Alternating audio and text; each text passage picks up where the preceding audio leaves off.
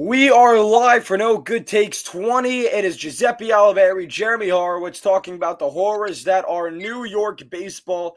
Two different losses in completely different lights. And most importantly, there has been no ground gained on the Guardians or the Reds and in the division. Jeremy, we watched our teams take some embarrassing losses last night. How are you feeling? Yeah, to keep it simple, the Yankee game last night was just kind of boring. That's the best explanation I really have for it. I mean, they go up 1-0 in the first inning with the Bellinger homer, and then from there, Joe Ryan was nails. He was kind of like it was kind of like what Carlos Rodon did on Tuesday night. Gave up a home run in the first inning, and then I think he went a full 7. I think Ryan did the same thing. And Schlittler pitched pretty well last night, but when you put up 1 run, you're not going to win many baseball games. But to take 2 out of 3, that's a win, in my opinion. I know the Guardians lost yesterday. It would have been nice to gain ground on them. But, if they lose, I guess, in a way, the Yankees can kind of afford that loss last night. But I mean, it's tough to go out and beat Joe Ryan anytime he's on the mound. So I'll take the series win because, the Yankees haven't had many of those in recent memory either. So it's a win in itself. Yeah, that is definitely something that the Yankees have been looking for, something that the Mets have still yet to find. And we got to start with the Mets. We always start with the Yankees. I know. I think it's fair to go with the Mets tonight. But last night, Jeremy, you wait the hour and 45, whatever it was, rain delay, and you come out firing out of the gates. Francisco Lindor, who has been terrible for you virtually since the middle of June, comes out, and obviously it's against Carlos Carrasco, but you'll take what you're given. And he's hitting the ball hard, and Soto hits a home run. Alonso, Nimmo, everybody's getting their fair share. They're carrying that success over from yesterday, something that the Bats really don't do. When the Mets have a big offensive explosion, they typically are quiet that next game. But they came out firing on all cylinders, and David Peterson's on the mound.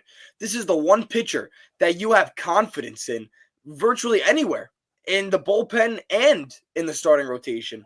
And he gets out of this big bases-loaded jam in the third inning, and I texted my Mets group chat, and I said, I honestly can't remember what it was like to watch a pitcher work out of a jam. And that was the confidence I had in him. And lo and behold, that very next inning, 9 runs from the Braves. Yeah, that's brutal. That's incredible. Remarkable. You can't even put it into words. Jeremy, over the last turn of the rotation for the Mets, Kodai Senga has gone the deepest. You want to take a guess at how late that appearance was? 4 2/3. He went 4 1/3 inning. The other 4 guys in the Mets rotation, really other 3 guys in that Mets rotation, because Frankie Montas didn't get a start of Reed Garrett having to open the game. Yeah, that worked out. Nobody's gone deeper. That is insane. Insanity. I really want to know what it's like in the head of the Mets lineup. And I'm not exaggerating this when I say this, knowing that no matter how many runs you put up, the game is not over. No lead is safe because a 9-run 4th inning from the Atlanta Braves and all of the walks that Peterson gave up and Reed Garrett couldn't make a pitch when he came in, that's incredible. And that's a team who I was ready to call back in the Mets after demolishing the Braves in Game 1. And now here we are again. And all I can think to myself is this team is not playoff material. Well, to that point, I was checking the odds before we went on. The Mets are like minus 250 on FanDuel to make the playoffs. It's going down. It's going down, though. There was an 83% chance the other day. They are minus 310 to make the playoffs. Oh, it's going up. Minus 310. Yeah, but that's brutal. I mean, they put up 6 runs in the first, 3-4 innings. Everyone looks good, like you said, and then Peterson implodes in the 5th. And I wasn't watching the Mets last night. I was watching the Yankees, but I was getting notifications on Twitter from Frank the Tank and Joe and Clark, and I kept reading things like, "Oh, Peterson's bound to blow up like this. He's towing the line. He's going to get himself into trouble." And then obviously we saw what happened in the 4th inning. And correct me if I'm wrong, but I feel like a lot of that came with 2 outs. Yeah, a lot of it did because a lot of walks led to the Harris grand slam from Garrett, right? Yeah, it's self-inflicted. I mean, it's, again, anytime you give up 9 runs, there's no excuse for it, but it feels a little bit better when they're just hitting the ball. Like when you're walking guys and hitting guys, and giving them free bases, it stings a little bit more. And again, with the Mets, the big thing is starters not being able to go deep into games. Like you said, the last week, the furthest one was Senga going 4 1/3. That's great if it's a 7-inning game, but that's not the world we live in. I mean, and you have these guys who don't give you any length at all. It's impossible for the bullpen to come in the 5th inning every single night. And again, you say you bring in 4 guys out of the bullpen, you're hoping and expecting all 4 of those guys to be perfect and give you their best stuff every single night. It's tough for guys like Helsley and Rogers and Diaz to come in, pitch every day, and be on every single day. And then you throw Garrett into the mix, who has had his ups and downs this year. And it's the pitching staff from the get-go was the Mets' biggest question mark. And obviously, it still is. It's much worse than it was early on in the year, with guys not being able to give you any length at all as of late. But I mean, you're up 6-0. You got to think from a fan perspective, from players' perspective. You got to think the game's over. And I thought it was. I legitimately thought it was. Especially he gets out of the jam in the 4th inning. You feel like it's over. It's 6-0 in a baseball game. That's a lot. Granted, it's still early in the game. There's still over half the game to go. But you're up 6 runs and you're in control. You just get out of a huge bases loaded jam, and you feel like that's like the Braves are done. Like that was their last threat. And then David Peterson decided to wet his diaper on the mound in the 5th inning. It's incredible. And not even the 5th inning. It was the inning before that. He didn't get out of the 4th. And it's incredible that this is the guy that you have confidence in to get you to the 7th inning, to get you at least somewhere into the 6th, because nobody else can. And to watch that implosion happen with all of the walks and Reed Garrett unable to make a pitch, that's the Mets' problem. Nobody in this pitching staff has been able to make a pitch when they needed to. And it's so simple, and it can happen in a blink of an eye, but it just hasn't. You feel like you're bound to accidentally clip the corner of a strike zone or get him chasing at least once, but it just hasn't been the case. And an implosion is cool. When you have a 6-run lead, you can afford that. But 9 runs? I know the Braves' offense has been clicking as of late, but a 9-run 4th inning.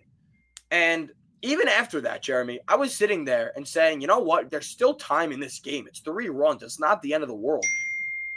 But again, to my point earlier, what does that do to you mentally as a team where you give your starting pitcher so much cushion and you watch it all go away in a half inning?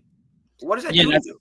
That's devastating. I mean, I've been on both sides of that. I played throughout my youth into college. I've been on both sides of that equation. It's gut-wrenching if you're the team who blows the big lead, and if you're the team who comes back and takes the lead being down a huge deficit, you feel like you won the game. I know, granted, it was still early on in the game, but for the Mets to blow another lead like that, especially, the past 5 to 7 days that they've had, that, you have no heart, you have no energy left to give. From that point, the game is over. You have to obviously play it through the 27 outs each side, but giving up a 6-run lead after blowing the game in Milwaukee on Sunday and blowing the game in Milwaukee on Friday, it's pretty much impossible to come back from mentally. This team, again, it's lifeless. It feels like they're kind of gutless right now. I know it's a big Don LaGreca word, but it feels like this team is gutless.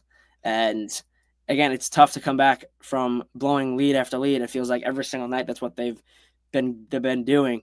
But yeah, from the mental aspect, again, just being a human being, that is absolutely impossible to come back from. You're up 6-0 in the 4th inning, and in a blink of an eye, you give up 9. And I've criticized that. Yeah, I've criticized the Mets before, really all season, for being mentally weak and unable to handle adversity. But this, what do you do? You just put up 6 runs. Again, I can't wrap my head around it. That this lineup, who has been completely and utterly dead, has been coming to life for the last 2 or 3 games now. And you can't even say you're comfortable with the 6-run lead. Think about that. I can't, we could say it, you could speak it into existence, but if you really just consume the words that I'm saying, Jeremy, I don't feel comfortable when my team has a 6-run lead in the middle of the game. And I'm dead serious about that. And it's not an over-exaggeration, because how could it be? For the first time in franchise history, the Mets have blown 4 straight games of 4+ run leads. They haven't lost all of those games because they were up 5-1 against the Braves the other night, and they're able to salvage that almost heartbreaker. But again, and there's a lot wrong with the pitching staff. And I mean, I said it, and I'm going to have to backtrack a little bit. I thought the Mets bats were going to be the reason they won't make a run or they don't make the playoffs, but now it's just clear to me the rotation. And part of me almost hopes, and I hate to wish on injury, but part of me almost hopes that we find out something was wrong with David Peterson last night, a blister or a tug at the elbow, just so I can say to myself, you know what, he's okay. This wasn't an implosion. We can blame something. And the cameras pointing at Carlos Mendoza as the lead just continues to grow for the Braves. What is Mendoza supposed to do? There's nothing you can do. There's nothing you can do. Sit and watch. That's all you can do. And we knew that the rotation wasn't going to last. We knew it wasn't going to continue to put up the best numbers in Major League Baseball like it was early on in the year. But I don't think anybody expected this. A complete and utter downfall. And now Noah McLean's on the way. He has a start on Saturday. It's not enough. Him and Brandon Sproat are not going to be enough. And it's clear as day now how badly you needed a starting pitcher at the deadline. And now I'm saying, Jeremy, obviously you couldn't say this in hindsight, and it's unfair of me to say it now. I know. I don't care about the price of the starting pitchers. It's what you needed. And you weren't able to get it. And the young kids, obviously you had to wait until August 15th to call them up so Mets gain another year of club control on their contracts. But you waited too long. And yeah, I agree. And for the people who want to point fingers at Mendoza, there's nothing he can do. I mean, yes, granted, he's the guy who everyone points fingers at because he's the face of the decision making. Scapegoat. But at the end of the day, like, he's not the one making the trades or lack thereof. I mean, granted, the bullpen moves at the deadline were phenomenal. Don't get me wrong, but they didn't set Mendoza up for success because they didn't get him another starting pitcher. It's impossible to give yourself any chance to compete when you have to roll Frankie Montas out there every fifth day, or Kodai Senga every fifth day, or Clay Holmes every fifth day. Like, it's not a winning recipe. And again, Mendoza is a scapegoat, and it's not fair. But that's the role that's the role he took on, being the manager. But it's like, what else can he do? Whatever move he makes pitching wise right now, it seems like it's the wrong move. But I don't think that's not on him. That's just the team he's given. When you have to go to Reed Garrett in the fifth inning, every other night, or you have to bring in Helsley in the seventh with guys on, and, it's a high leverage situation pretty much every other time he's entering the game. Like, that's just taxing. Yes, baseball is a very taxing sport physically, but also mentally. You come in and, like, Helsley, I'm sure after the game on Sunday, he came in and couldn't get out of the inning, and Diaz had to come in for what was supposed to be a four out save, or, just whatever, the game was tied. So just to hold the game at 6-6, it's not a feat that can be done, time and time again, especially in today's day and age with how good the hitting is and how much research guys have on pitching now with all the, the analytics and everything. Like, it's not like guys with Mariano Rivera or Trevor Hoffman or Billy Wagner coming to the game anymore. There is no shutdown closer. There's no shutdown reliever anymore. So, like, every time any closer comes in a game, you kind of got to hold your breath, especially now with the Mets, because it feels like their relievers are in the game way too early every single night. It's just taxing on them. And again, you could point fingers at Mendoza or Hefner or whoever you want. The main issue is between Cohen and Stearns for not getting another starting pitcher at the deadline. That's the main. You honestly could have gotten two. And I know the price was high. You have the prospects to shell out. You have the talent on your roster to shell out. And Stearns said he was willing to do it. He said he was willing to move Beatty and Vientos and Mauricio and Acuna, and he didn't, which, granted, maybe the opportunity didn't present itself to him. But you can't say that and then not do it and say, you're here to win. But if you're rolling out Clay Holmes and Frankie Montas every fifth day, you're not giving your team a chance to win. Right now, the Mets have two guys in the rotation. Well, one guy now, Montas, has gone to the bullpen, but they still have Clay Holmes in the rotation, who is just not going to be a suitable starter if you make it to the playoffs, which I can't believe we're saying if and not when. And it's pretty, I don't know if embarrassing is the right word, but it's eye-opening. It really is that this rotation, how just feeble, Frank the Tank word for you right Yeah, there, it's has definitely been. feeble. And you kind of felt powerless of nothing can change it. If you really felt like that you couldn't go out at the deadline and shell out a fair enough price to go and get a starter or two, you're powerless. And all you can do is watch the guys that you brought in continue to throw the season away. And I understand Noah McLean and Brandon Spro, and you get Tong next year sometime. I'm sure he'll be called up if he dominates AAA early. And you can, sit back and say, I'm excited for 2026. But the truth is, 2025, you were 21 games over 500 at one point. You had a 5.5 game lead over the Phillies. And you sit 5 games back of Philadelphia today. If you won last night, it would have been 4, which is still a tough hill to climb, but just how it's been trending. The Phillies have been red hot and they are brought back down to earth finally, and you can't take advantage of that when you had a 6-run lead on the Braves. And what makes this all the more frustrating is that it's not a team that is fighting for a playoff spot, that's fighting for a season. It's the Braves who just rolled out Carlos Carrasco, not because they want to compete, but because they have legitimately nobody to go every 5 days for them. And Carrasco is just someone who fits that role. And we talk about the bullpen and how gassed they are. And they said it on the SNY broadcast the last couple of nights that Helsley and Tyler Rogers and, well, not Edwin Diaz, he was rested for the most part, but really Helsley and Rogers and Gregory Soto, yeah, they had their day off of rest during the travel day and whatnot, but they've been so taxed over the last week where Mendoza couldn't even bring them in if he needed to the other night and couldn't even bring them in if he wanted to last night because they've just been so worked. And the super pen has been built. And I said it before, and I got absolutely criticized for it in the comments by all those idiots commenting on it. A super pen means nothing if your starters can't give you length. And the Exactly. Mets starters are averaging 5 innings. And I'm sure that's going to go down if we take a look over the last couple of weeks. Yeah, that's definitely going down. And again, like you can have whoever you want in the bullpen. When you have to throw them every night or every other night, it's not gonna help you win. You can have Prime Mo and Hoffman and Diaz and you could have whoever you want in there. It doesn't matter if these guys have to come in the 5th inning or the 4th inning every single night. And again, every situation feels like a very high leverage situation. It feels like every pitch, everyone is locked in on what's going on, and every single pitch the Mets throw is so highly criticized now because of what's going on with their season. Like that, again, it's very mentally taxing. It is impossible for your guys who, again, you built your super pen to come in there every single night, it feels like, early on in the 5th inning, maybe even the 6th inning. Again, these guys aren't guys who throw a lot of pitches. They come in for an inning, they're shutdown guys. If you're asking them to go more than an inning or throw 30-plus pitches, it's not going to work. And again, that all stems from the starters not being able to give you any type of length at all. No, it's incredible. It's not what they had in mind, but you trade for these awesome relievers. And I know Tyler Rogers has the rubber arm and he can throw them out there back-to-back nights if you really need to. But, you built up this bullpen, which is outstanding and it's phenomenal. And in a perfect world, your starters get you through 5 and you're set up the rest of the way. It's simple. It sounds simple. It is simple. For 29 other teams in the league, it's simple.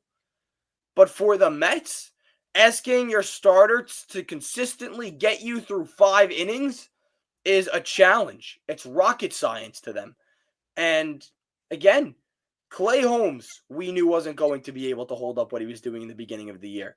But nobody else is off the hook.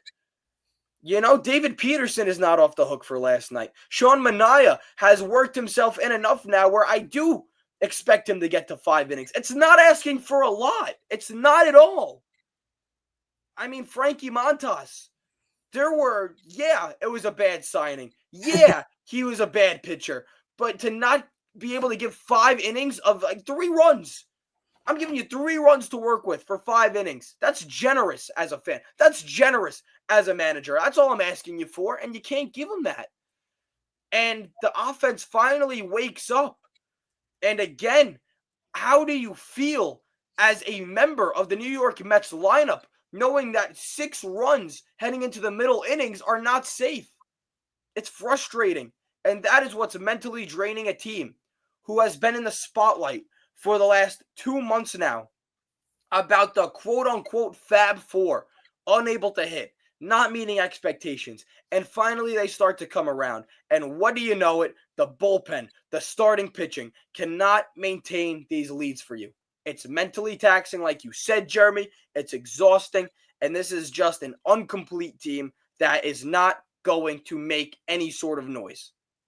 No, I think the noise they are making is loud enough, and it's the wrong type of noise you want.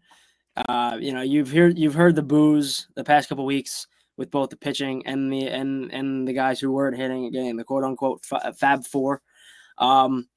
It's a huge gut punch last night, especially the Braves come to town, you beat up on Strider on Tuesday night, and you're about big last night. Again, we keep harping on it, but as a baseball team, you gotta feel like you can't do anything right. It almost feels like the season is a wash, and I don't want to use the word embarrassment because I don't think it's, at least not yet, it's not an embarrassment. If you miss the playoffs, this whole year is a waste. It's a huge embarrassment for the franchise, huge embarrassment for the guys on the roster.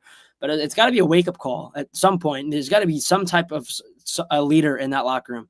I don't care who it's got to be, whether it's Frankie or Alonso or Torrens. I don't care who it is.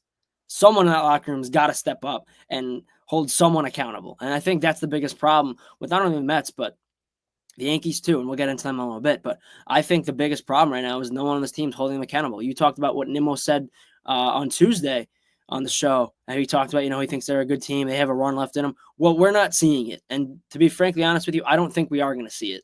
And for them to, be sugarcoating things to the fans and the front office not holding these guys accountable, talking about how good of a job guys like Eric Chavez are doing with the offense and how good the pitching has been, it's just not fair to the fan base and not fair to people who pay money to go watch this team every single night. And it's towing the line of becoming a huge embarrassment for the New York Mets. And we always speak about when teams are in this rut, you need the one big hit to get them out of it. What is this one big hit going to be? Last year, you can point at JD Martinez's walk-off home run. I hate to utter the words on Grimace Night, which I disagree with. I thought the turnaround last year came in the London series when they took Game 2 against the Phillies. But, I mean, is Pete Alonso's franchise record a home run not a big enough hit to give this team a spark? It was enough for the lineup. But is that not enough? Maybe you don't need a big hit. Maybe you need a big pitch, a big outing, because the lineup has certainly come alive. And I do want to talk a little bit about them in a little bit. But again, I wish I was there last night, Jeremy. I wish I was there. You know why? I would have booed the crap out of that team. I would have booed them until their ears started bleeding. I wanted to boo my TV while I was watching. I can't believe you watched the whole game last night? Watched the whole game last night. I can't believe it. And I mean, I'm sitting there and I'm so frustrated during that fourth inning watching the implosion. But I was looking forward to the end of the inning, Jeremy, just so I can hear the boos, just so the camera can zoom in on Reed Garrett and David Peterson in the dugout. I know they don't like it. I know they're just as upset as we are as the fans. But man, you really? The season is basically on the line. You're now playing playoff baseball. That's what it's become as Mets. You're now playing playoff baseball. Later than they were playing it last year. They were playing playoff ball since like the end of May, early June last year to get in. But yeah, you're playing playoff ball way too early. I don't know what they are up on the wild card right now. I don't have the numbers in front of me, but it can't be more than a game, half a game. They're a game up. They're a game up on Cincinnati. Cincinnati won yesterday too.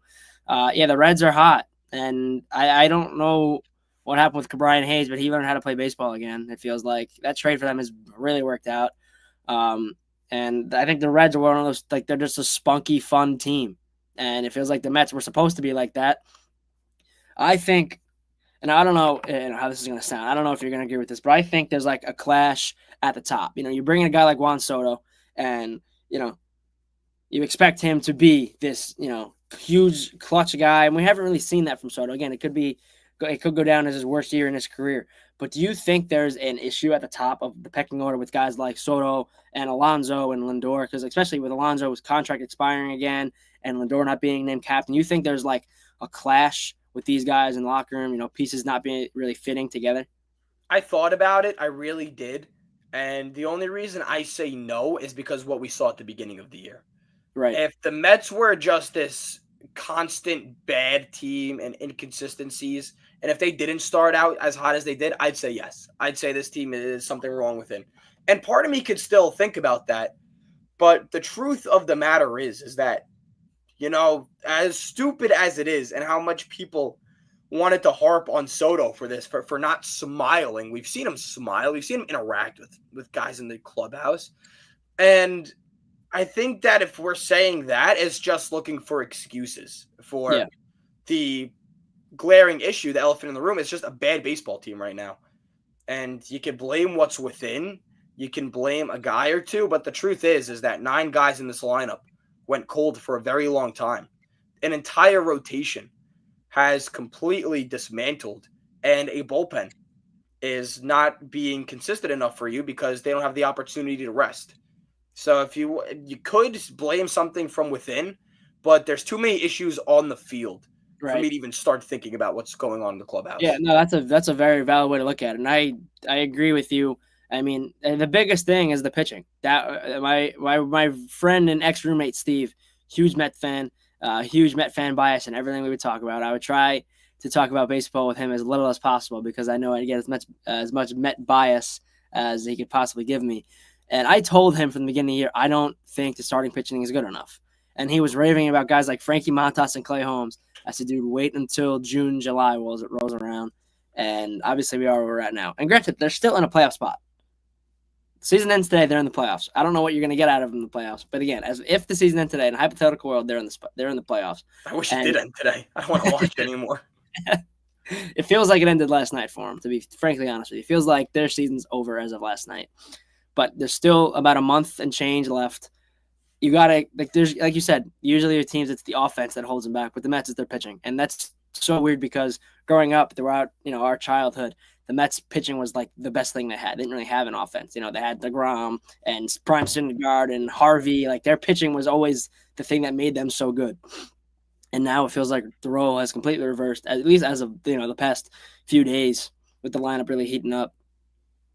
It's just it's got to be weird for you as a Met fan not seeing good pitching consistently. I know you had the Diaz blow up in 23? Was that the bad year? 21 was his 21 was the bad bad blow year. when his You first year had with the Mets. yeah, like you had that big blow up year, but even then, like the starting pitching was still good and the lineup was okay enough. But like I have never seen anything like this where it's a complete team meltdown. It's from top to bottom. No one can figure it out. No one can figure out how to put a full game together. And I don't know what the reasoning is. I can't put a finger on exactly what it is. Does it come from Mendoza? I don't know. I don't think so. I think Mendoza's a great manager. I think he's a good players. The players probably love him. He's a good players manager. Does it come from Stearns and Cohen? I don't know because Cohen is sitting in the third row behind home plate. It feels like every other night. He's always there for every big moment. I just don't think the team was built the right way. I don't think the pitching was good enough. I think the pitching lab for the Mets is great, but they didn't go out and get a legit starter. They needed one legit guy. And granted, Manaea and Sanger were supposed to be those guys. Granted, Manaea was hurt. But, again, Clay Holmes was never going to be lengthened out for a complete season. And Montas should never be in the MLB ever again. And Sanger No. was supposed to be this guy who can, come over and be lights out for the Mets. And he hasn't. He's been injury prone when he's been on the mound. It hasn't been pretty. So it just feels like whatever decision they make, it's the wrong one. And it kind of feels like they're just cursed a little bit right now, to be frankly honest with you. I will say this. The Steve Cohen era so far, if it hasn't given you anything, it's given you lessons to be learned. And remember, Steve Cohen, lifelong Mets fan. He's never owned a team before. He doesn't really have say in what goes on. He just dishes out the money to what he believes and his GMs believe is right.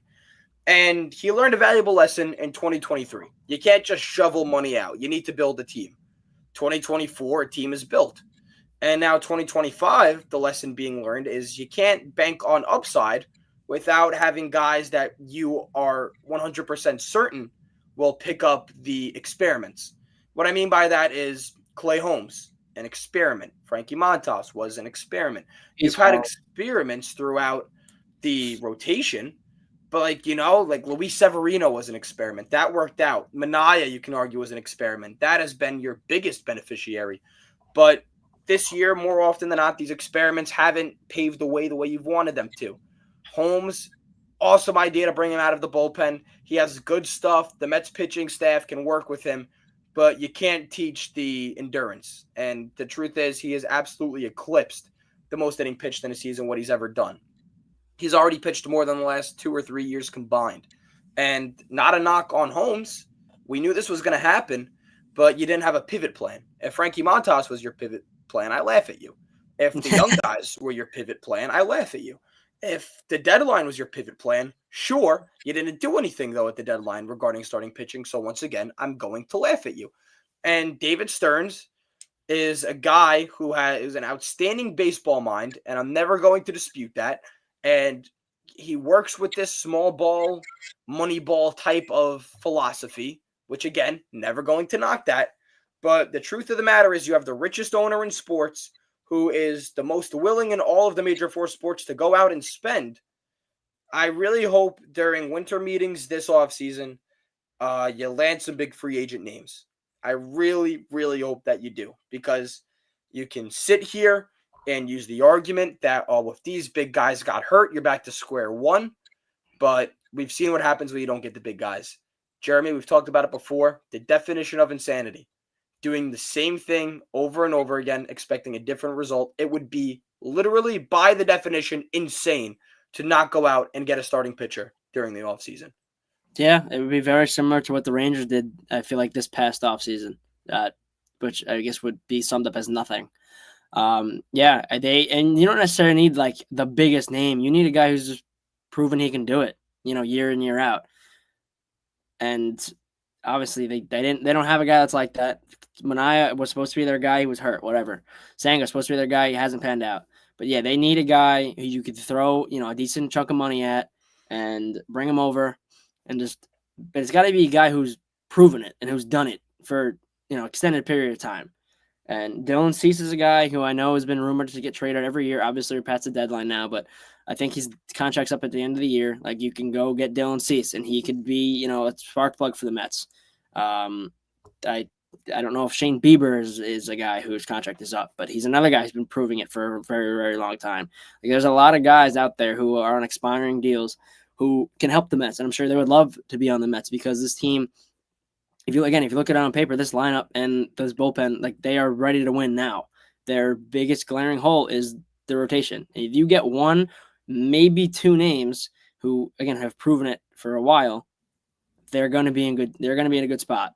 Granted that the division is going to be good again next year. I mean, they're going to have the Phillies and the Braves. You got to think they're going to have a bounce back year next year. So, like, their plan has been 2026. That's been the Mets' plan since Cohen came over. You have to go attack that now. If you need to move the young guys, move them, because at the end of the day, a prospect is just potential. You have no idea what's going to happen. Coming from a guy who's seen the Yankees hold on to prospects and prospect hug for way too many guys for way too long, dish them out, because at the worst they become the next Ken Griffey Jr. and you traded them. Oh well, whatever, it happens. Like, your windows are only open for so long. They close quick. The Mets. Yeah. I'm not saying it's closing, but if they're going to continue to do this year in, year out, that window is going to shut rather quickly. And just so much of this is frustrating. And as a Mets fan, I think the most frustrating part of it is that this is a year where you don't have to worry about the Braves to play spoiler against you, which they always do. And you don't have to worry about them come playoff time or outbid you for a playoff spot. And now you're beating yourselves. Yeah. And the Phillies are one thing. I always thought they were going to win the division. And even the small things, Jeremy, like Garrett Crochet getting signed to the Red Sox, and the Mets were never in on him. And never once did anybody say that the Mets wanted to be in on him. I never wanted to be in on Crochet. But it is just frustrating now to look at, the Red Sox go out and sign him, for the Yankees to go out and sign Max Fried. Guys that the Mets were never in on because they believed in what they had in the rotation. And so did I at the time. Even, Luis Severino, Jose Quintana, guys the Mets did have. And Severino was one thing. You were going to have to pay him a little extra. Sure. You want to let him walk, go ahead. But, Jose Quintana, he could have brought back for next to nothing. And everything that he did for this Mets team last year, and how awesome he was down the stretch the second half of the year in the playoffs, and you didn't even give him an offer. That's frustrating. It Yeah. frustrates me to see now the aftermath of every other team out there going out and getting the pitching they needed, and the Mets believing in what they had from within and buying small. And I understand Soto, the big signing. The Mets don't buy small. And if you were going to dish out all your money one place, I wanted it to be Soto. And I would do it every other time again. I would never change my mind about that. It's frustrating, though. I, as a fan, am frustrated to see all of this starting pitching succeed elsewhere, especially when you had them within and they wanted to come back because they believed in what this team was. And now, Severino and Quintana, I guarantee you, are sitting where they are. I mean, definitely Jose Quintana on the Brewers. Maybe not Severino so much in Sacramento, but they're sitting there and saying, wow, thank God we got out of there. Yeah. Yeah, and I think that's a good way to kind of wrap up the whole point with them. They had the guys, and granted, Severino was going to cost you a pretty penny, but for a sport where there's no salary cap, who cares? Granted, he would have been paid, more money than Luis Severino should be paid. But again, a guy like Quintana, was he perfect last year? No, by all means, not even close. But like you said, he was really good down the stretch and really, really good in the postseason. And that's one of those guys who's been proving that he can do it year in, year out for such a very long time. They need more guys like that. They need more leadership on this team, I think, or they need leadership, period, because I don't see any. I think that's kind of been the reason they've gone on this spiral. And, you think Lindor's supposed to be the guy. I really think that he was banking on being named captain. He listened to all the outside noise, and obviously it didn't happen. I think that took a toll on him mentally, and I think that's affecting the rest of the team from top to bottom because Lindor isn't the same guy. It feels like he's not the same guy that he was prior to the David Wright Day ceremony. I really am curious why they didn't name him captain. I understand not doing it on David Wright's day. He's It's in his the day. spotlight. Yeah. But, I mean, it's if you don't do it in the offseason, I feel like it really is an opportunity missed. I mean, that's one thing. Yeah. But now, do you think he's deserving of it? Like, you think he should be named the captain? yes, 100%. I think so. He's become the total heart and soul of the Mets. Yeah. And I think it's only so evident because that was Pete Alonso. Like, that was Alonso's title to lose. And he lost it very fast. And you think about the journey that Lindor had since coming to the Mets, his worst year in the MLB, being a total, not a cancer to the locker room, but you remember the thumbs down hit celebration, booing the fans. He didn't take the adversity well, and he wasn't handling New York well. The fight with Jeff McNeil, and how it flipped to a guy that the guys rallied behind. And you asked me before, do I think that the addition of Juan Soto and, Pete Alonso's contract at the end of the year is hurting the Mets from within? I don't think it's an addition of these guys. I think it's one big loss, and that was JD Martinez. I think Martinez was such a glue guy and banded this team so closely together. And that's just one of those situations where you don't know what you have until it's gone. And I think it's as clear as day now. Yeah, that's fair. It feels like a 2019 Todd Frazier type of guy, or like a Matt Carpenter type of guy from a couple of years back. Yeah, and it's always nice to have that veteran leadership after it, from a guy who has been at the biggest stage and has won at the biggest stage, like JD Martinez. Yeah, I think that's a really good point, and I really wonder if the front office is kind of regretting letting him go because you could have brought him back for nothing. Yeah, you could honestly just have him in the dugout, like just keep him there, like sign him and just put him on the IL. You don't even have to play; just have a phantom IL stint and have him in the dugout. Well, people want him to come back as the hitting coach, as like an assistant hitting coach for the rest of the year. Yeah, I would have loved that. But again, seriously, what could go wrong that already hasn't? What could be worse than what you have right now? Nothing. You could honestly sign him to pitch because he'd give you more than Frankie Montas would. He would. He legitimately would. That signing from the beginning, I said that signing's horrible. I mean, I watched the guy pitch in New York, just in a different borough. He was just as terrible bad. With the Yankees. Yeah, just as bad. Like everybody knew. Everyone knew. Like, I usually back Stearns and what he does, but I was just never a contract where I sat there and said, nice. I get it if you give him a couple starts, but the fact that you keep going to him, and it's like he's a consistent piece. At least he was until he moved into the pen. Like, he was a consistent rotation piece for him. Like that, you can't explain that. There is no reasoning to why Frankie Montas is out there pitching valuable innings for the Mets when they need these wins in the worst way. Yeah. Again, and he'll be in the bullpen now. And Paul Blackburn came back from the injured Oh list last night. yeah, Nobody too. cares about him. He let up a 2-run home run, whatever. He was What just else? going to close out that game. One last thing here before we do get off to the Yankees. If Woohoo. there's any saving grace left of this Mets conversation, is that they do have 2 games in hand on the Reds. They're playing tonight. The Reds are not. And if the Mets just win, 2 games, and the Reds aren't playing, and that's all of a sudden 2 games back up on them, and it feels big.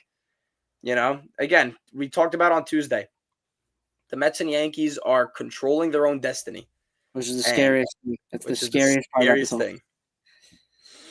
But Who's who pitching knows? tonight for the Mets and for the Kodai Braves? Senga. Senga's on the mound tonight. And who's I pitching don't. for? I gotta look who goes for the Braves. I Yeah, don't know. yeah, that's scary. Let's see. I mean, they got through the Strider start, which Yeah, but I feel like is they always hit Strider well. I feel like they own Strider.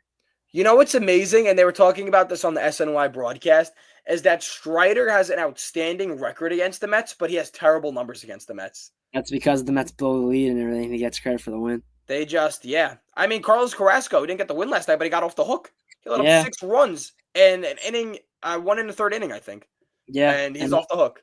like Strider can't pitch to the Mets or the Phillies. Both those teams own him. It feels like he's lights Bryce out. Elder is on the mound tonight. Elder's not bad. Yeah, the Braves are probably gonna win tonight. Oh, I mean, Mets need it. The Mets Yeah, need this win you bad. need Senga to give you five and change. Which, good luck. I mean, and Senga's a guy who all he does is walk too.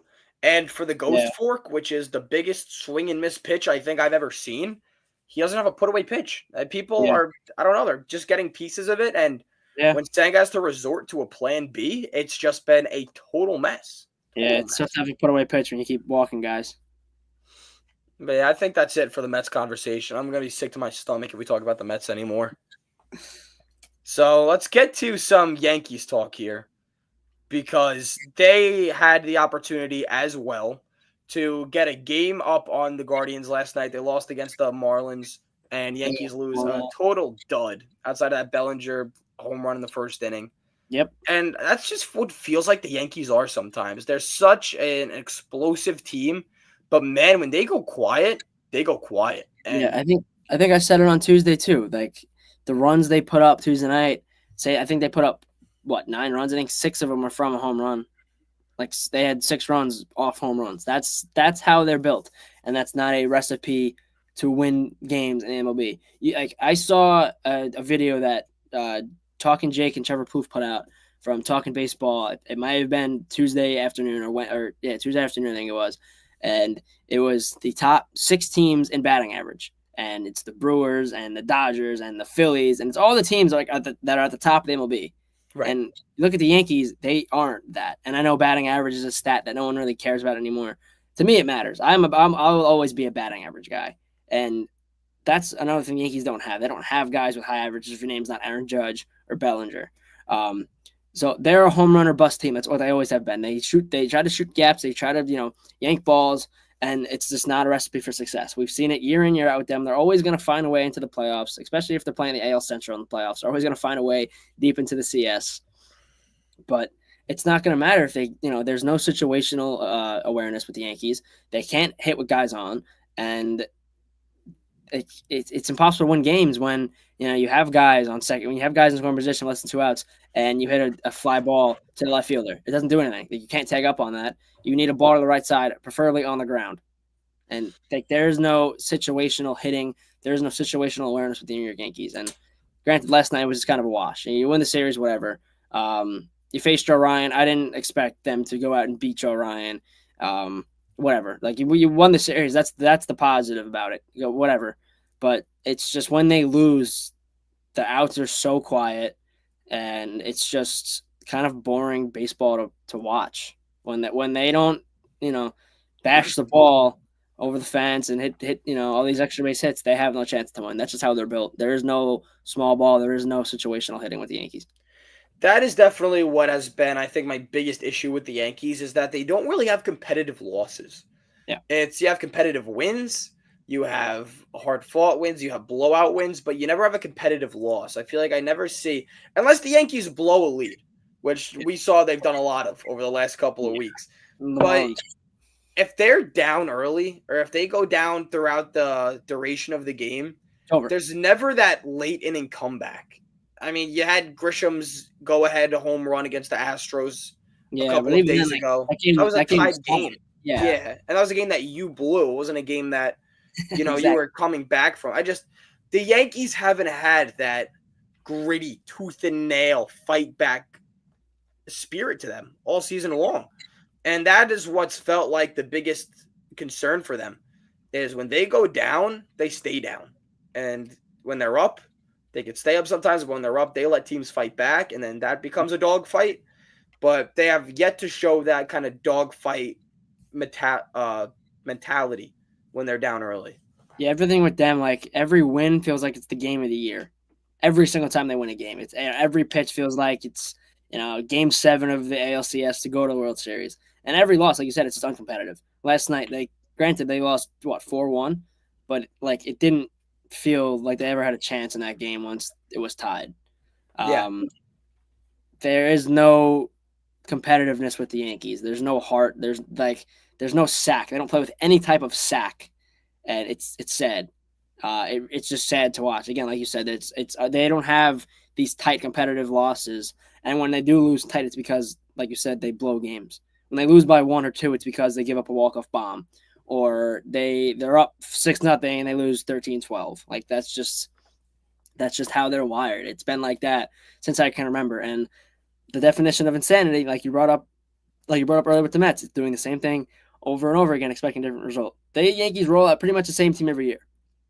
It's guys who go out there and they try to, yank balls over the fence and try to yank everything to left field. If you're a lefty, try to yank balls into the short porch. There's no situational hitting. There's no sacrifice in this team, and it's just not winning baseball. That's the way I can sum it up. They're not a winning baseball team because they aren't a team. They're a bunch of guys who wear the same uniform and they throw on the same hat every day, but they don't do what it takes to win. They are not a complete team, and that's the most upsetting thing because every year it's like, oh, this Yankees team can really make some noise. They can really do something, but if you really watch them play every single night, you understand like there is not a team aspect here. It's just a bunch of guys who are trying to just yank balls. Yeah. I mean, that's legitimately what it feels like. And all of a sudden, the middle bullpen guys, De Los Santos gives up the bulk of the runs. I think he gave up 3 last night. And, all of a sudden, it's starting to kind of creep back into my mind of, like, these middle guys got to get it done. It's because you don't have Camilo Doval every night. You're not going to have David Bednar every night, who has become your closer. Lord knows you're not going to put Devin Williams in these spots. I don't know when you are down 4-1. Yeah, like Mark Leiter Jr. lets up a run last night, but it's a soft hit ball, but it finds grass. It's just and the whole thing is like Schiller didn't really give him length, and granted, the 5 innings. The bullpen was rested. Like, I can't use that excuse, but I think he only gave him 5, maybe 5 and change. But he had to battle. He had a couple innings where it felt like the Twins are threatening. He pitched well. Schiller, I'm not going to say he didn't, but you can't rely on De Los Santos and Leiter Jr. every night. Like those guys aren't guys that I really feel comfortable in. But granted, they won the series. I can't be that upset about it.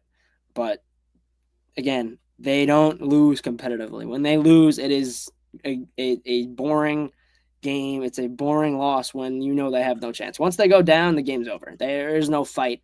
There is no comeback with the New York Yankees. And I will say, again, with this team, it's 3 runs. And I'm not saying 3 runs is a walk in the park to come back from. But with the names you have in the lineup, Judge, Stanton has been on fire, Bellinger, Trent Grisham. Like, you have the guys in this lineup to make it a competitive game down by 3. And this kind of feels like a team that's being driven by those guys. And when they're quiet, it just feels like everybody else follows. And you don't have that big hit from anybody else. And obviously Bellinger hit the home run, but, Stanton had himself a single. But if Judge and Stanton, Bellinger aren't driving in the runs, it just feels like everybody else is quiet. Yeah. I mean, obviously it goes without saying, like, when they go as Judge goes, if he's not hitting, no one else is going to hit. It's the same thing with Alonso and the Mets. When Alonso's hitting, the whole Mets lineup hits. When Judge is hitting, it feels like everyone in the Yankees is superhuman. That's just how it feels. And when Judge isn't doing anything, which granted he's been kind of bad. He's been kind of bad since like early June. I saw the numbers today. He's like 230 and change since June 13th. Like he has not been that great. His season beginning was, video game like, and ever since then it's been on a decline. I'm not expecting the guy to bat 420 the entire season, but like he hasn't been the Aaron Judge that we really have been expecting. Like that MVP race is definitely gotten pretty tight. Yeah. But they go as Judge goes. And last night, I think what really felt like when they lost the game is when it was, I believe, the bottom of the 7th or the 8th inning, and I think it was the 7th. It was the bottom of the 7th. Ryan had a guy on third, 2 out. They brought in a lefty, and Wells was up. And you would assume that like Goldschmidt would come in and pinch hit, but he didn't because I think he's going to end up going on the IL. Yeah, we'll talk about that. But like that moment of the game, it felt like, what are we doing? And now, like all of our lefty guys who can smash lefties, like Goldschmidt and Rosario and Slater, they're all going to be on the IL. And granted, Wells' numbers against lefties are far better than they are against righties. He's a weird guy with reverse splits, but he also has been horrible recently. He can't hit he couldn't hit water if he fell out of a boat right now. So it just kind of feels like they're lost without Judge. If he's not hitting, no one else is going to hit. And Stanton can do whatever he wants. Without Judge, they don't have a chance to win. And it's been the same old Yankees kind of story again with that as, lineup. And again, all you can do is blame Cashman. He's the guy who's building you these rosters every single season. And look, I get it. Losing Soto hurt. And I think he did a great job in bringing in guys around Judge. And I saw somebody say in a comment, I don't know if it was Twitter or what, on YouTube, on Instagram, and somebody said Judge hasn't had protection all year. And granted, he's not wrong about that, but this might be being a little too hard on the guy, but this is the bar that he set for himself. Yeah. When you're as good as Aaron Judge, I don't want to hear the protection excuse. When you're the premier hitter, the best hitter in baseball, you shouldn't need to rely on protection as your argument. I'm not saying you shouldn't need protection. Everybody benefits from protection. I mean, look at Soto and Judge last year. Guys freaking dominated. And I mean, the Lindor at the beginning of this year, batting Soto behind him, his numbers did better. Alonso, numbers go up. But it's when you're this good. And a guy like Cal Raleigh, who didn't have the protection the first half of the year. Shohei Ohtani is outstanding, but there's been times where, the Dodgers lineup has just not been good, and he's been able to battle around it. Judge has too. Judge is, beginning of the year, no protection in that lineup. He was a man possessed. Yeah. But when you're that good, you shouldn't need that protection. Yeah, and I think the way to just sum it up is that this team wasn't built to win. Like, I love Trent Grisham, don't get me wrong, but when Trent Grisham is your third or fourth best hitter, what does that really say about the team that you've built? Yeah. Granted, I love Trent, don't get me wrong. He's a great defensive outfielder, and his bat has been really good this year. But when he's your third or fourth best hitter, what kind of precedent are you setting for this team to really have a chance to go on a win? It's just not a team that's built to make a run in October. It's not a team that's built to hoist the World Series trophy up. And it sucks to say that, but you look at, even like the Red Sox or the Blue Jays, those teams in the division make it easy. Like, they are complete teams. They do it on both sides of the ball, and they play as a team. They don't, try to mash home runs every at bat or try to, yank balls down right field to the pesky pole. Like, they do the little things that the Yankees don't do to win baseball games, and that's why the Red Sox have made this run. That's why the Blue Jays have gotten so hot, because they are a complete team. The Yankees just aren't built to win, and they won't be for a long time if Cashman's still running the show, in my opinion. Because you can't keep. It's the same thing every year. It's the same thing every single year. Yeah, I agree. I totally agree with you. And there's just some interesting aspects of this Yankees team to keep in mind as well.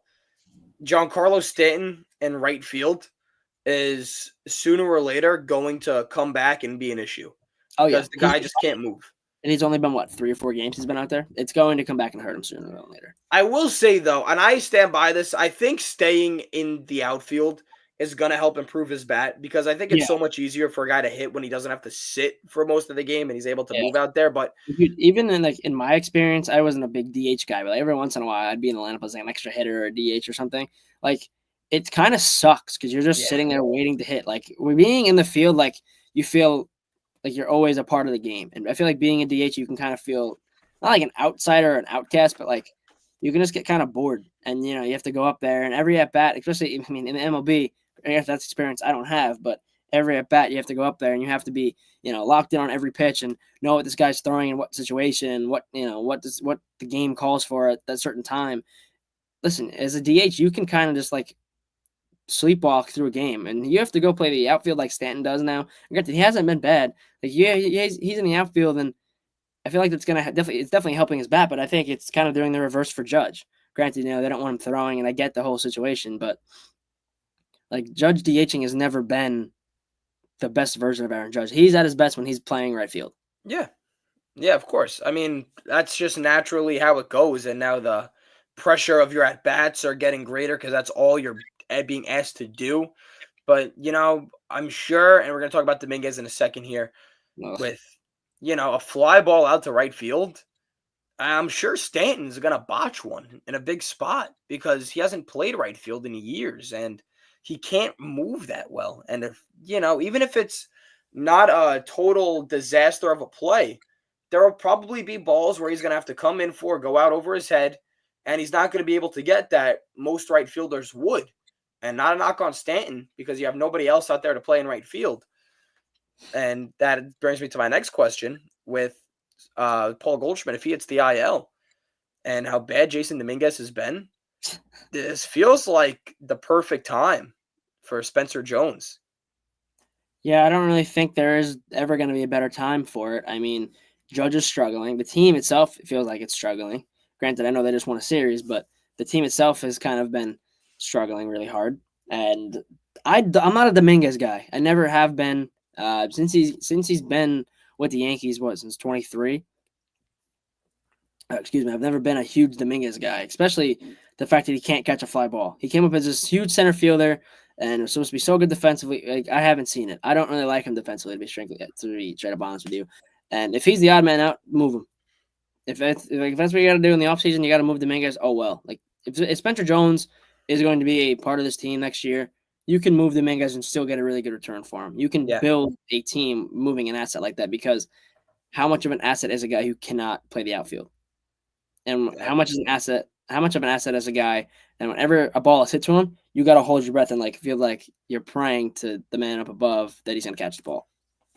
So Yeah, if Goldsman has to go to the IL, you can bring up Jones. You could play him at first. You could play him in the outfield. If he's at first, put Rice behind the dish. Don't let Wells touch a bat for the rest of the season. And if he's got to play the outfield, find someone to sit.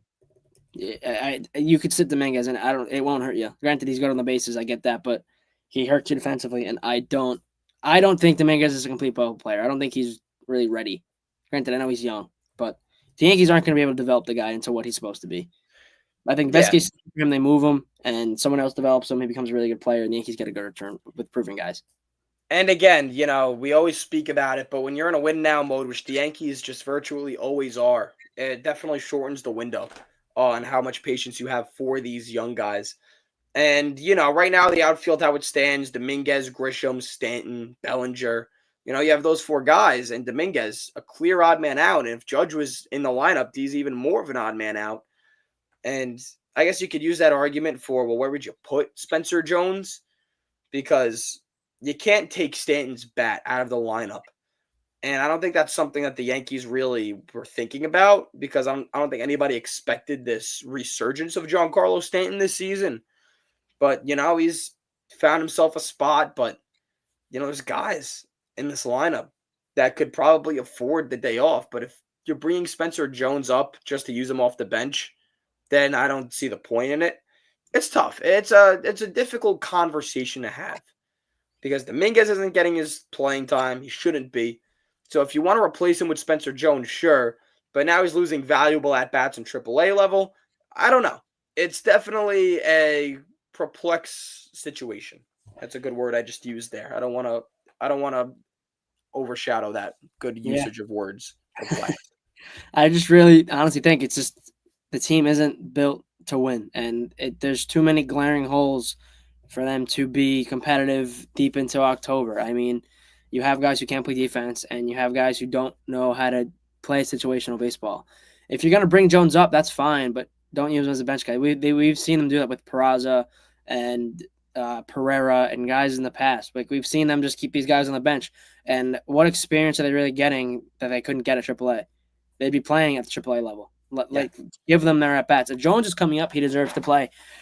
Maybe not every day, but play him, 4 or 5 times a week. Like he's a guy who is surging and deserves to be playing every day if he's with the MLB club. And if they're just going to bring him up and do what they usually do with their prospects and let him sit on the bench and get acclimated just to get sent back down a week or two later, it would be such a Yankees move, but it again doesn't make any sense and it doesn't help you in your current situation and where you are right now. Yeah, I agree. I totally agree with that. And Yankees go to St. Louis now. Like every that series should is a be big series. They roll these guys over. St. Louis is not a very. I think they lost 2 or 3 to the Rockies. Well, I mean, it's the Rockies, so that's fair. It's the August Rockies. I get that, but like this St. Louis team is supposed to be a team they can go roll over, and it sucks for Goldman if he's going to go to the IL because he would got his his whole been nice. his whole what's it called tribute video and everything. Like it would have been cool to see. But granted, like this St. Louis team is not good. They should go in there and they should roll these guys over for 3 games. But this is the 2025 Yankees. I don't see that happening. No, and you know what's even scarier about all of that, Jeremy? Is that if the Yankees really can't take care of business against the Cardinals, yep, Toronto for 2 and Boston for 4, and yeah, that's even worse. And Tampa Bay's in there, and for the Mets, if they win 2 out of 3, if they sweep the Yankees, God forbid, they're right back in the playoff picture, which sucks for the Mets because they can't even fend off the Reds. Yeah. But it's a lot going on with the Yankees. Do you got anything else for the Yanks? We'll get to quick league-wide news. I do want to talk about Jess Giants joint practice at the end of this, too. Yeah. The thing with the Yankees, they're plus 240 to miss the playoffs right now. Throw a little bit of money on that probably. Spoken like a true Yankees fan. All right. League-wide news. Here we go. Cubbies, big win in Toronto. Needed it. I just made a video about them the other day talking about how out I am on the Cubs. That game changed nothing for me. It just keeps them their head above water a little longer. So congratulations there. Anything on the Cubs, Jeremy? Listen, I wasn't that high on them coming into the year. Again, I had a buddy from school, my boy Jack. He's from Chicago, big Cubs fan. But me and him both agreed. I don't know why this team's it's supposed to be so good. Like who is pitching the baseball besides Justin Steele and Shota? And obviously Steele's hurt. He's been hurt for months. But like they don't have the pitching, and the lineup has gone ice cold. I feel like they've been ice cold for a while. I know they won last night, but I'm out on the Cubs. I've been out on the Cubs probably since May, April. Oh, and hold on, because I know what I meant to do here, and I didn't want to include this in the clip that I made about the Cubs. I mean, I did mention the struggles of PCA because he's been a shell of a former himself, but Mets fans, I told you it was going to come. And here it is now. The downfall of Pete Crow Armstrong makes Mets fans feel outstanding. Let me tell you why. All season long, we've been told Pete Crow Armstrong would have been an outstanding bat, an outstanding defensive center fielder for the Mets, something that they so desperately needed. We'll take Cedric Mullins. We'll take Juan Soto. We'll take Brandon Nimmo. I don't want Pete Crow Armstrong. I never did. He's an average bat at best when he's figured out. And Mets fans finally rejoice. The downfall of Pete Crow Armstrong is here. If there's anything to take away from the season, it's that PCA's second half has been abysmal. So yes, it has. If anything, the Mets win that. Yeah, definitely. I mean, Javi Baez is worth it. I had to see him in the All-Star game, and the stupid headlines, Javi Baez and Pete Crow Armstrong both make All-Star game. Since the All-Star game, they've been terrible, by the way. So screw you, everybody. They were so quick to move him years ago. Wasn't he like the number 1 prospect for the Mets, PCA? He was up there. I don't think he was number 1, but I remember, oh God, who was the GM at the time? Was it Zach Scott? It might have been Zach Scott. And he said in an interview, like he literally did an interview about PCA and about moving him. And he said that they viewed him as a great defender with an average bat at best as his ceiling. I don't know. Yeah, and I mean, like they were so quick to move prospects back then. Why did that change now? Why couldn't you go get a pitcher at the deadline? Granted, I know it's different people, different management, but moved Pete Crow Armstrong for Javier Baez. A year and a half of Javi. In a year that you didn't make the playoffs. That was your desperate attempt. I mean, Chris Bryant at the time, that was the year he got traded to the Giants at the deadline, and he was the best out of those 3 Cubs that got moved. I mean, could have got him. He was right there for the taking, but no. Yeah. He needed Francisco Lindor's best friend, Javi Baez. I mean, power of friendship only got you so far. Okay, Cubbies, good there. What else do we talk about league-wide? Brewers, 12 straight wins, because why wouldn't they win again? I mean, they're facing the Pirates, so take it with how you will. I cannot wait to bet against them in the playoffs. Yeah.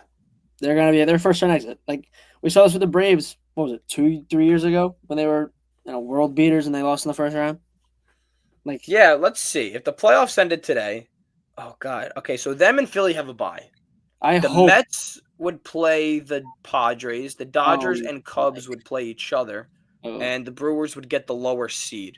So, in a realistic world, they would probably have to take on the Dodgers. Oh, my God. Yeah, I'll take the Dodgers. I'll take the Dodgers in that in LDS. And if not them, the Padres are going to roll over them in the NLCS. That's my I think World the Padres are the best team in the National League. I'm going to stand by that. That's my World Series pick, the Padres. Mine too. What's your World Series right now if season ended today? Padres Astros, probably. I have Padres Mariners. I am so high on Seattle. It's not even I funny. like Seattle too. I always want to. I want to see them get over the hump, but I don't know. That's Once fair. Houston, I know Houston had they were in and out of the playoffs last year in the Wild Card Series, but like, I don't see Detroit doing it. I don't see Toronto going deep. I don't see Boston going deep. I don't see the Yankees going deep. It's gonna be. I think it's gonna be a team from the West. It's gonna be either Seattle or it's gonna be Houston. I could see Boston go on a little miracle run to the CS if it lines up. If it was gonna be anyone else, it would be Boston. I could definitely see. I mean, I don't think they will, but if I had to pick a non-AL West team, I mean, I guess really not the Tigers either. If I had to pick any of those wild card teams, I would pick the Red Sox. Yeah, that's fair. But yeah, I think the Padres are the best team in the MLB. I really do. Yeah, I agree. I think they're outstanding. And I cannot wait to bet against the Brewers in the playoffs because they're great right now, but this isn't going to last into October. This is the worst time to get hot. The absolute worst time to get hot. They're the regular season champions, baby, for a reason. Always outstanding in the regular season. Always somebody's pick to go to the World Series. Never completing it. Not going to get there. All right. They're done. Who else do we have league-wide news to talk about? Rangers are completely not yet, not completely dead, but they have gone ice cold. 3-7 in their last 10. 3.5 games back of the Yankees for the last wild card spot. I think I'm ready to write them off. Yeah, they've just been uninspiring. I mean, they're playing the D-backs, who I love, but have been really bad all year. They were up 4-2 going to the ninth inning yesterday. They let James McCann hit a homer, and then Ketel Marte hit a winning 3-run shot on the top of the ninth. It's just uninspiring baseball. The offense has gone dormant again, and it's going to be tough to win games. You don't score runs. That's really what it comes down to. Their offense has been kind of iffy all year. It sucks because I was high on them. I thought they were going to win the World Series. That was my pick before the season started. I thought the Rangers were going to be really, really good. And it's sad to say that I was wrong. But at least I'll admit it, unlike Cashman. Yeah, he's right. Cashman always puts together the best team in the MLB. And Boone is always so quick to tell his team that they're the best in the MLB. It's right in front of them. I mean, I was right, which I don't get to say a lot. I'd say I was not high on the Rangers at all. I said that this was a team that nostalgia took over a lot of people when they talked about them. I just never believed in the team. A lot of the guys were hurt last year, had to bank on them staying healthy, which they did. But my biggest thing was even the guys who were healthy last year just straight up underperformed. And I just didn't see them doing it again this year. And what else? The Reds, I've been totally wrong about. I thought that they would have been dead to rights by now. And the irony in that is that they're going to freaking knock on the door of the Mets in about a day or so. All right. MLB news, done with that. Jets-Giants joint practice. Pretty much a mess for both teams, I feel like. Jets looked bad. Giants looked bad. There were a couple of fights. I mean, whatever. Yeah. what I'm like, my biggest takeaway is like the Jets probably won't see a defensive line that good the entire season. So like to see that now, I think it's awesome because the offensive line is so young. I heard Fashanu held his own. Membu was kind of getting beat up a little bit. But like, I think it's awesome. I love what Aaron Glenn is doing with his team. And I know they're not going to go and run the table and win a Super Bowl this year or anything like that. But I really think the Jets are in a good spot moving forward. I know the season hasn't even started yet. I know we are so far away from my opinion on them come week 4. Yeah. But I love where they are right now because it feels like there's a direction. In my entire life of watching the Jets, I haven't really seen a direction with them.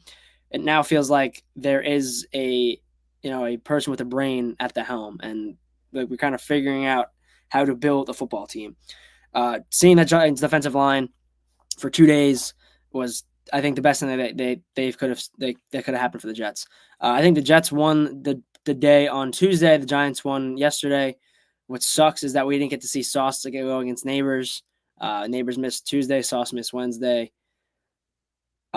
Fields looked good on 7-on-7. Didn't very look good 11-on-11. Whatever. There's gonna be growing pains with this kid. He's still young. He's got to prove it. Whatever. I'm just honestly thrilled about seeing the Giants defensive line because we're not gonna see that ever again. So maybe not ever again.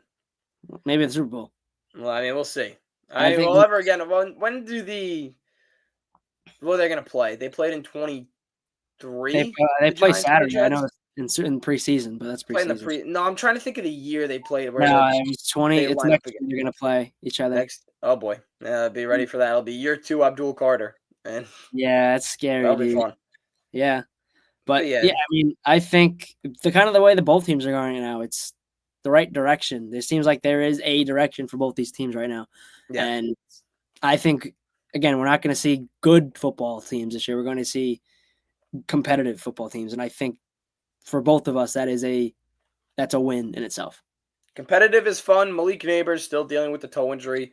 Dable's press conference today did a lot of what he always does. He gives you no answers. He said he's working his way back. No timetable on the guy. I'm sure he'll be ready for week 1. That's my big thing. Glenn will he's an open book. I love it. Yeah, that's why I wish Dable was. I like Dable. I really do. I really do wish that he was more transparent with the media when it comes to that stuff. Just tell me what it is, man. Yeah, right. We know that they're being cautious. I'm sure of it, and he'll be ready for week 1.